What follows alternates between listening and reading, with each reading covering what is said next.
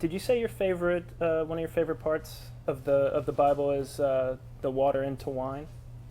Well, it's the most useful of the miracles.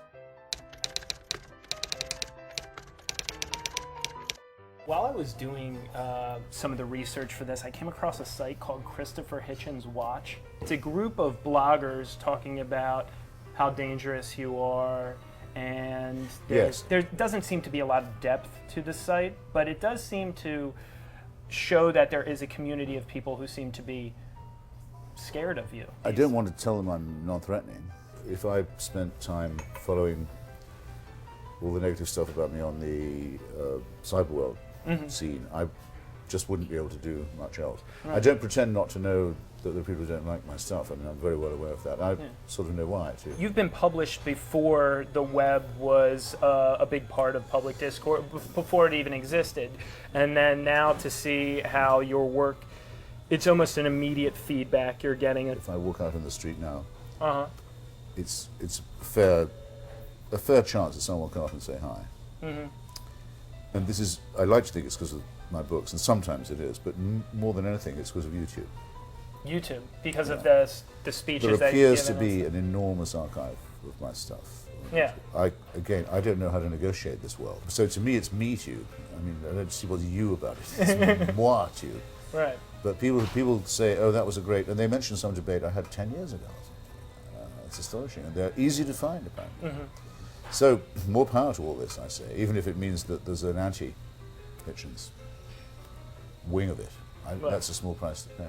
So do you use YouTube at all? Have you ever watched some of these old clips of yourself? You'll be sad to hear this, perhaps, and it makes me sound like an old curmudgeon, but I can barely use my cell phone. I can't use it for anything except making phone calls. I can't make it take messages. You don't text people? No. And I don't use it to take photographs or anything like that. Yeah.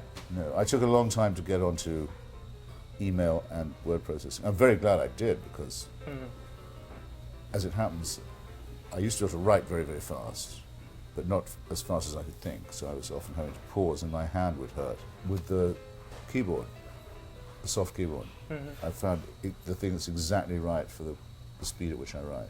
Okay. Perfect. So the keyboard matches up with your train of thought? It's not that long since I had a stand-up metal typewriter. How long ago was it? Well, until they shut the last store in Washington, D.C. that sold ribbons, which is, I suppose, about when ribbons were gone, you were like, fine, I got to get a computer. They made me do it. I had to. Who made you get a computer? The people who closed the ribbon store. All right, so this is Drinks with Writers. So, I mean, I think, if you'll allow me to quote, I think this is a direct quote from you. Many great writers did some of their finest work when blotto, smashed, polluted, faced, squiffy, whiffled, and 3 sheets to the wind. Yes. So tell us, who is your favorite hard-drinking writer? Kingsley Amis. Kingsley Amis? Yeah. A friend of yours? Yes, I knew the old man quite well and saw him consume staggering quantities of drink, and I've written an introduction to his book of advice called Everyday Drinking, on how to manage alcohol. Quite a good book. It seems like great writing and the alcohol that goes along with it is mythologized in a way. Of course. I mean, it's all the whole legend of the Bohemia and the village and all this. Yeah. They all knew how to hold their liquor. Yeah. If you have to drink in order to write, then you're a loser. If you can't write without drinking, then that's bad. Yeah, you're a bum, and you won't last very long.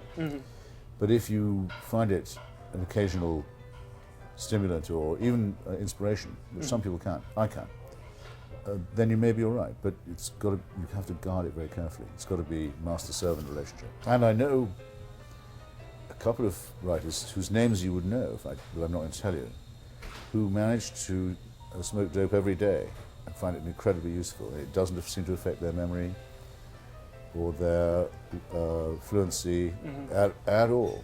How have you found that it affected your writing? I've no interest at all in narcotics. You've never tried narcotics at all? Oh, of course. In the book I say I'll try anything once except incest and folk dancing. I think that's a good idea. Well, thank you, Christopher. I really appreciate you. I hardly got my trousers off.